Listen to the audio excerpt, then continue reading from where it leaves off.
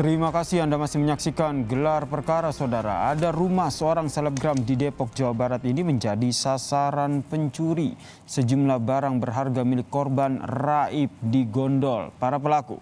Untuk mengetahui lebih lengkap, Saudara, berikut ini penelusuran yang dilakukan oleh tim Gelar Perkara.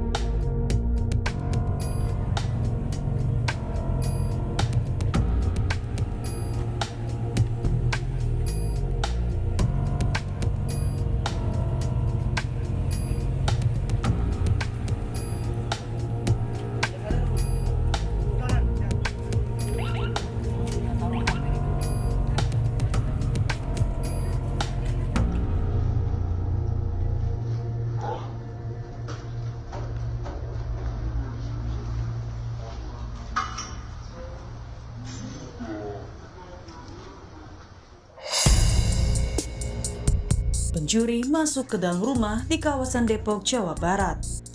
Rumah yang disandroni pelaku ini diketahui milik salah seorang selebgram. CCTV merekam aksi pelaku dalam upaya pencurian sejumlah barang. Pelaku mengambil perhiasan, beberapa barang elektronik, dan sejumlah uang tunai. Saudara, rumah seorang selebgram di kota Depok dibobol maling. Maling berhasil memasuki rumah korban dengan membobol pintu menggunakan obeng.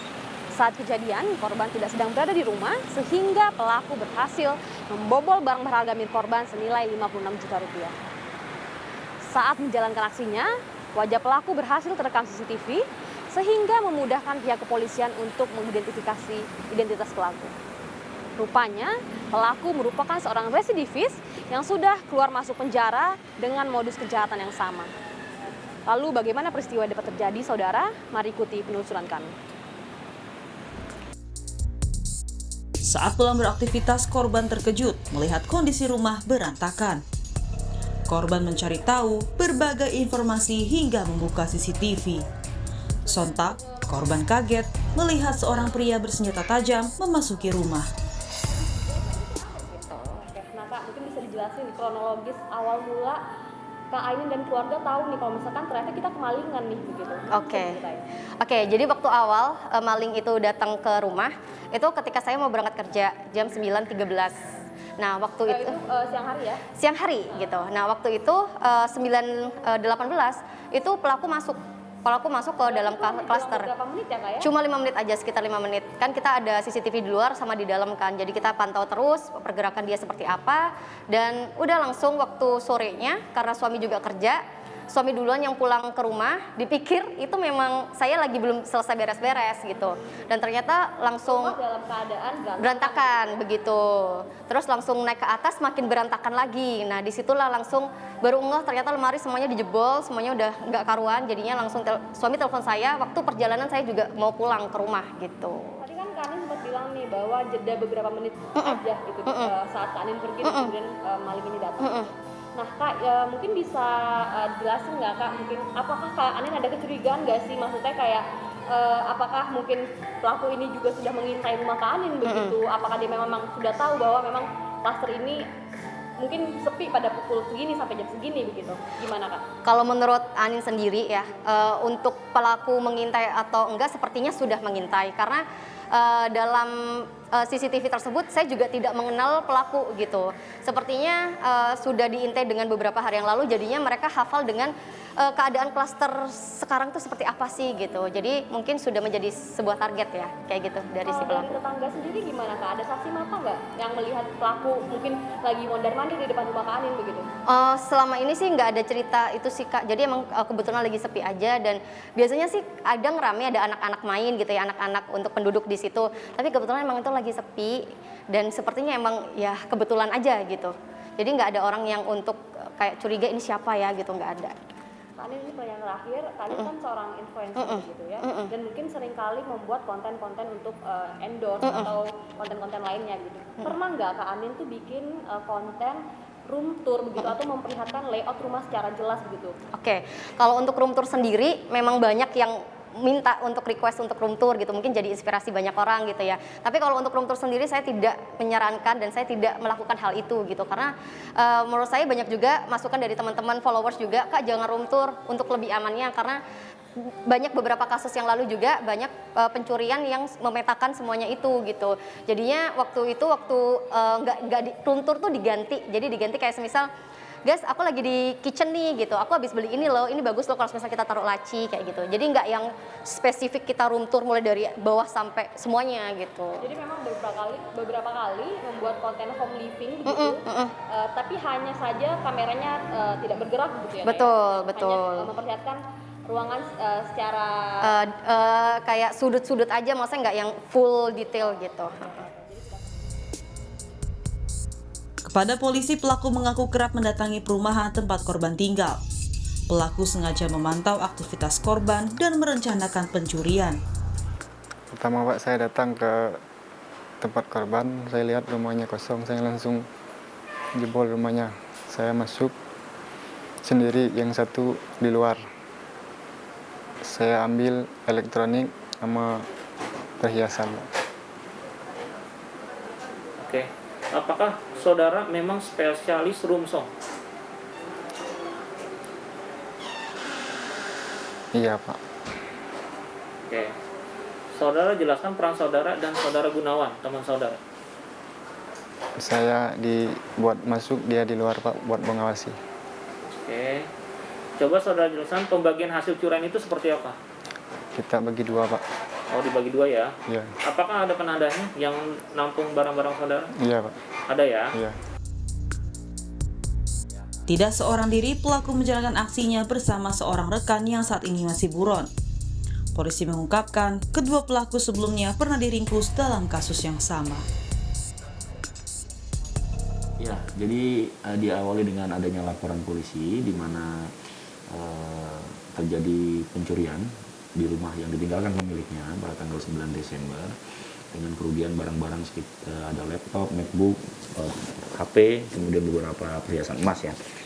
Dari situ kemudian wajah terduga pelaku terekam di CCTV yang akhirnya kemudian di cross check kepada tim kami, beberapa mengenali bahwa pelaku adalah residivis yang pernah kita tangkap di tahun sebelumnya dengan kasus yang sama.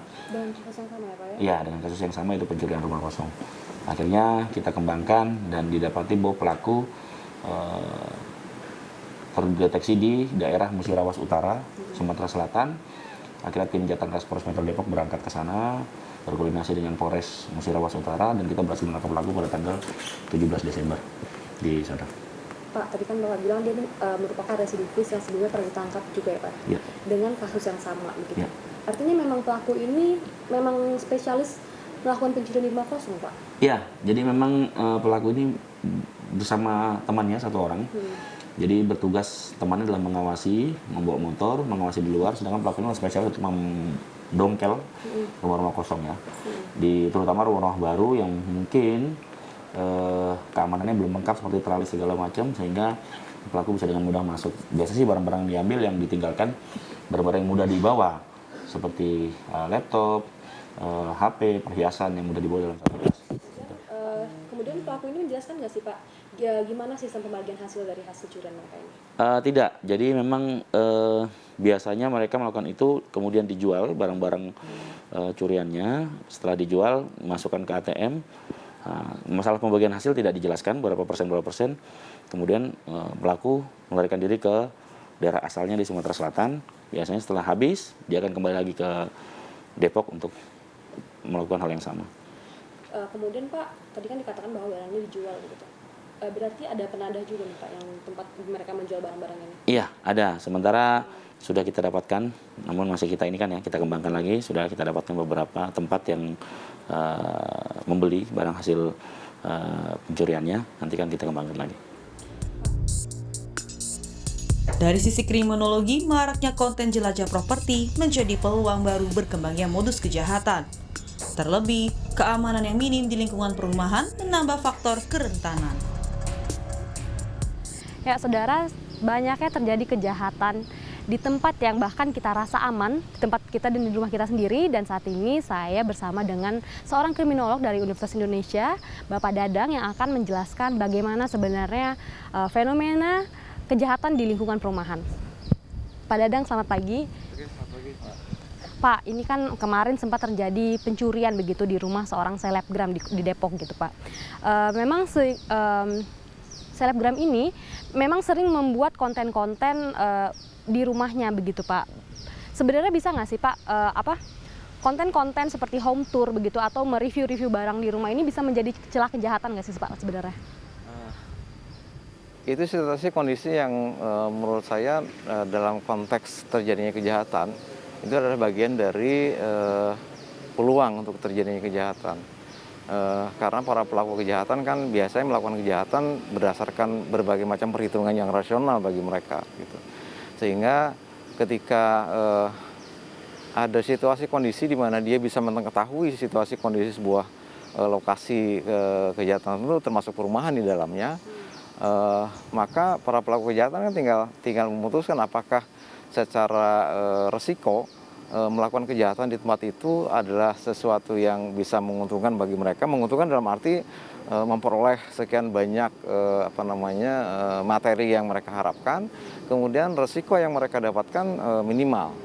Itu risiko yang mereka dapatkan yang dimaksud adalah misalnya ketika dia memilih sebuah objek kejahatan tertentu, dia kan mesti menghitung nanti kemungkinan seperti apa, keberhasilannya seperti apa, kemudian kegagalannya seperti apa, termasuk di dalamnya adalah kemungkinan dia tertangkap seperti apa, gitu. Jadi kalau kasus yang di Depok ini menurut saya sih dalam situasi kondisi tertentu, oke, seseorang bisa menyampaikan kepada khalayak mengatakan bahwa ini rumah saya, ini kondisi rumah saya. Tapi di balik dari itu kan ada sesuatu yang juga harus diwaspadai, bahwa ketika situasi kondisi rumah lokasi tertentu kemudian terliput secara terbuka dan kemudian dinikmati oleh publik, ya, itu bisa saja kemudian yang menikmati itu kemudian memanfaatkan situasi yang tercover oleh gambaran dalam video yang ditayangkan tersebut, gitu. Saya tidak tahu persis apakah ketika si calon pelaku kejahatan itu melihat bahwa situasi kondisi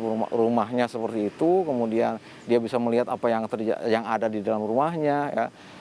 Tapi mungkin dia tidak bisa melihat apa yang ada atau kondisi seperti apa yang ada dalam komplek perumahan tersebut, karena setahu saya itu adalah perumahan klaster, ya, yang isinya tidak terlalu banyak rumah, gitu. Tapi yang jelas perumahan klaster tersebut biasanya pengamanannya diserahkan kepada petugas keamanan. Nah, situasi yang akan muncul ketika tanggung jawab pengamanannya lebih diberikan kepada petugas keamanan, maka ketika petugas keamanannya sudah ditundukkan, maka ya rumahnya, komplek perumahannya jadi lemah, gitu. Kecuali kalau kohesivitas sosial yang terjadi di komplek perumahan tersebut sudah terbentuk dengan kuat, gitu, sehingga ketika ada seseorang yang dianggap asing dan mencurigakan, itu tangganya bisa mengetahui, gitu, atau bisa mengawasi secara sambil lalu, gitu. Kalau dalam situasi kondisi teori pencegahan kejahatan itu yang namanya natural surveillance, gitu. Jadi ada kondisi yang kemudian karena kohesivitas sosial akhirnya kemudian komunitas ketetanggaan tersebut bisa mengenal dengan jelas siapa orang asing, siapa orang yang sudah tidak asing bagi mereka di dalamnya, gitu. Saudara, kasus kejahatan bisa terjadi di mana saja dan kapan saja. Kasus pencurian di rumah seorang selebgram di Depok ini mengingatkan kita bahwa kita harus tetap waspada meskipun di tempat yang kita rasa paling aman sekalipun. Saat ini pelaku pencurian sudah ditahan oleh pihak kepolisian dan dikenakan pasal pencurian dengan hukuman maksimal 9 tahun penjara. Fedriska Ananda, Arif Rahman, Kompas TV, Depok.